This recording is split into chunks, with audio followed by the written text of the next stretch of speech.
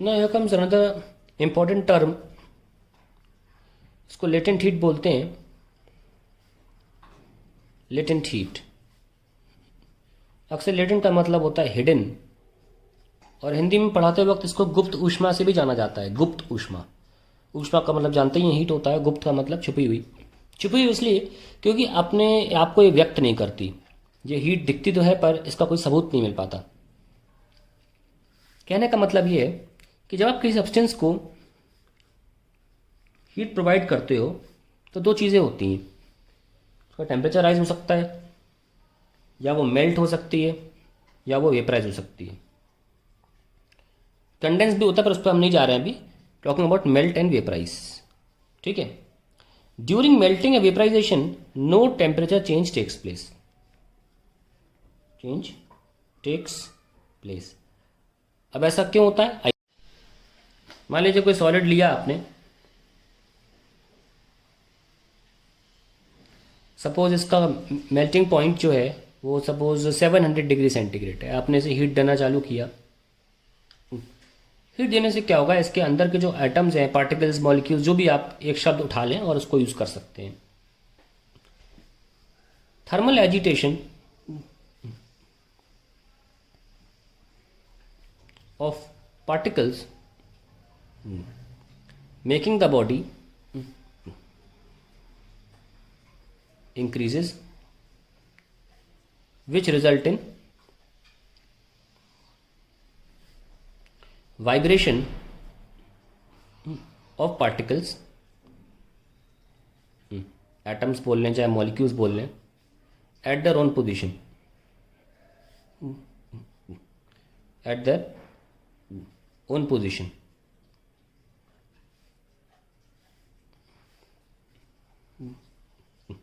On further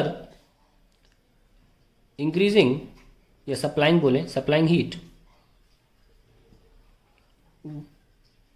the vibration या कहें oscillatory motion और ऑसिलेशन इंक्रीज। और बताया था जैसे कि दो एटम्स हैं, इनके बीच की दूरी r0 है। अब टेम्परेचर बढ़ाने पर ये पास भी आते हैं और दूर भी जाते हैं, तो इसे ऑसिलेशन बोलते हैं। तो जब पास आते हैं और दूर जाते हैं तो बाजू में एक एटम होगा, उसे टकराएंगे भी, कोलिजन विल टेक प्लेस। चलो ये दोनों तो आपस में टच नहीं कर रहे, पर जब दूर जाएंगे तो किसी ना किसी नेबरिंग एटम को टकराएंगे ना। So on further supplying heat the vibration और oscillation increases and which results into and हटा दो, which results into collision between neighboring particles, neighboring atoms. अब क्या होता है, ये collision जो है, the force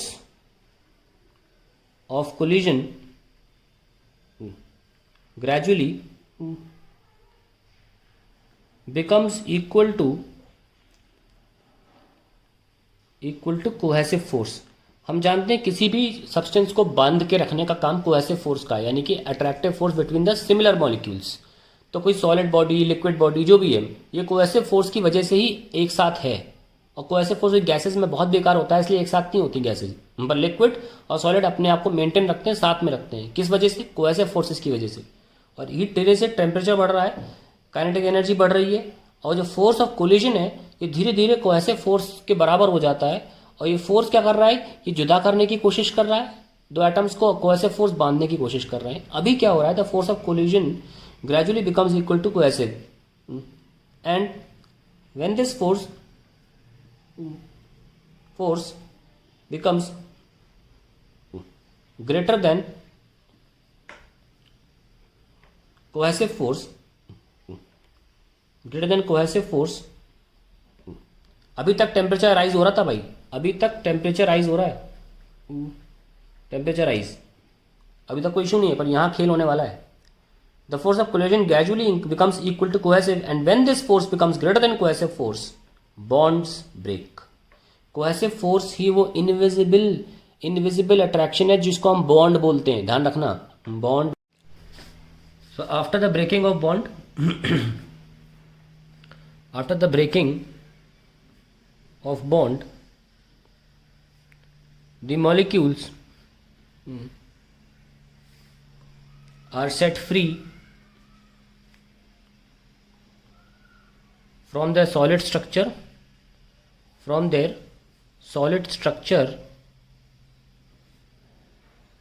and turn into liquid.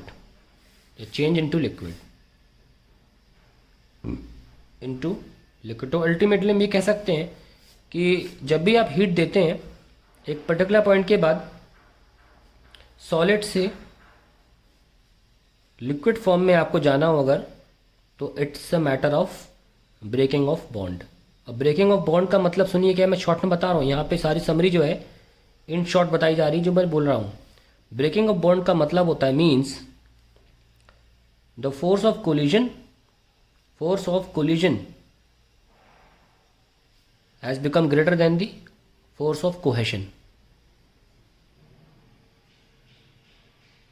आपको जो आर नॉट पढ़ाया था ना, वो एक लेवल से ऊपर चला जाता है जिसके बाद थिंग्स टर्न इनटू सॉलिड। तो or not increases to a level where solid changes to, अब बॉन्ड तो रहा नहीं तो आर नॉट फिक्स तो रहेगा नहीं, सॉलिड चेंजेस टू लिक्विड।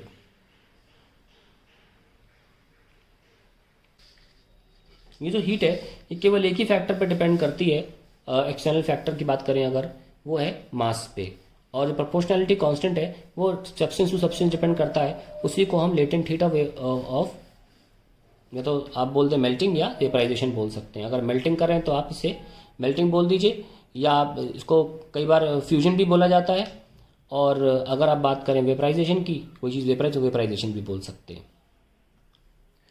तो अगर आप बात करें लेटेंट हीट ऑफ फ्यूजन की,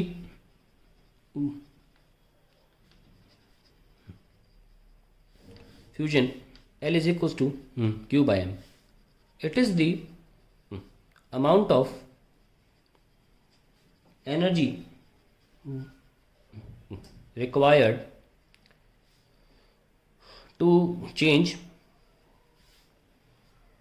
a body from its solid form to liquid, from its solid form to liquid form per unit mass. तो क्यू बाय एम देखा हुआ है आपको। अब इसकी एसआई यूनिट क्या होती है देख लेते हैं, बहुत सिंपल है। SI unit joule per KG, that is called the SI unit. कुछ एग्जांपल ले लेते हैं, जैसे आइस की बात करें तो लेटेंट हीट ऑफ आइस होता है 3,36,000 जूल पर केजी केल्विन। आप इसकी वैल्यू देख सकते हैं। वहीं जैसी वाटर जब आइस वाटर में कन्वर्ट होती है, आपको इसे इतनी एनर्जी देनी पड़ेगी 3,36,000 जूल, तब जाके आइस वाटर में कन्वर्ट होगी, बाहर से देनी पड़ेगी एनर्जी, ठीक है।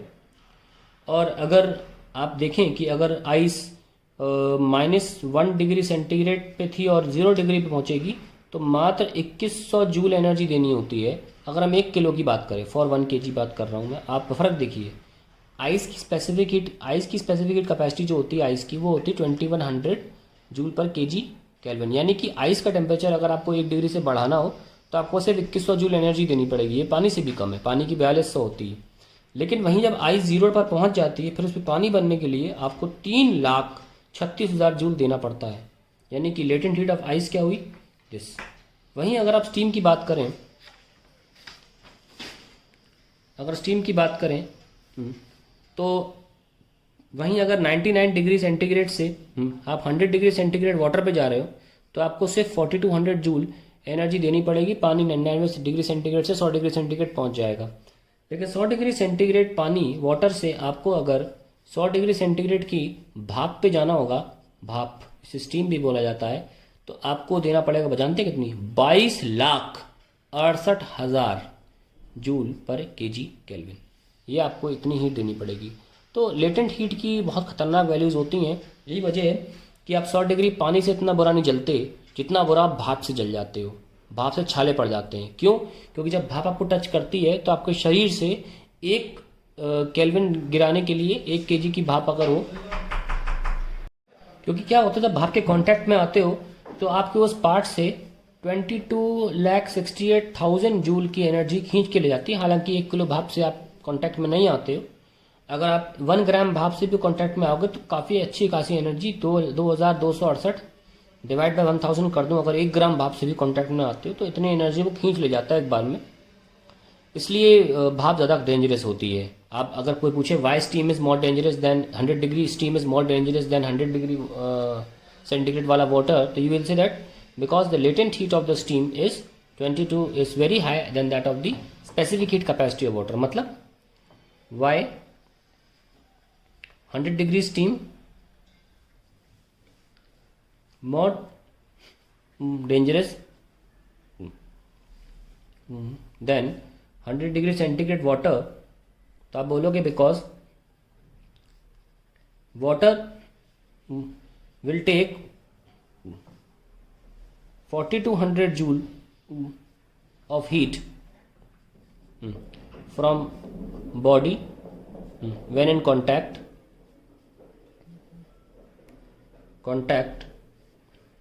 to reduce its temperature by 1 degree centigrade, whereas steam to condense, अभी स्टीम भाप फॉर्म में, कंडेंस कब होगी? जब किसी ठंडी जगह से कांटेक्ट में आएगी। ठंडा आपका हाथ होता है उस कंपैरिजन में। So where as steam to condense will take 22,68,000 joule per kg from body part in contact, in contact. तो अब आप खुद समझ सकते हैं कि ज़्यादा आपको गर्म, ज़्यादा आपको कस के छाला कहाँ किस स्थिति में पड़ सकता है। तो दैट इज़ ऑल अबाउट। मुझे टेक नहीं लिखना चाहिए, मुझे लिखना चाहिए गिव, सॉरी गिव, तभी तो ठंडी होगी, कंडेंस होगी। और यहाँ पे भी मुझे गिव लिखना चाहिए, प्लीज़ इस ठीक कर लीजिए, give. Okay, water will give 4200 and then it will reduce it temperature by 1 degree centigrade and steam will also give 22,68,000 joule per kg from body to body part. Okay, 2 यहाँ पे भी 2 body. गर्म चीज़ heat देती है ना, अपन तो उतने गर्म है नहीं, तो हम लोग को हीट मिलेगी पानी 100 डिग्री पानी से या 100 डिग्री की भाप से। तो आई होप ये क्लियर हो गया होगा कि क्यों 100 डिग्री की जो स्टीम होती है वो ज़्यादा डेंजरस होती है। ठीक है।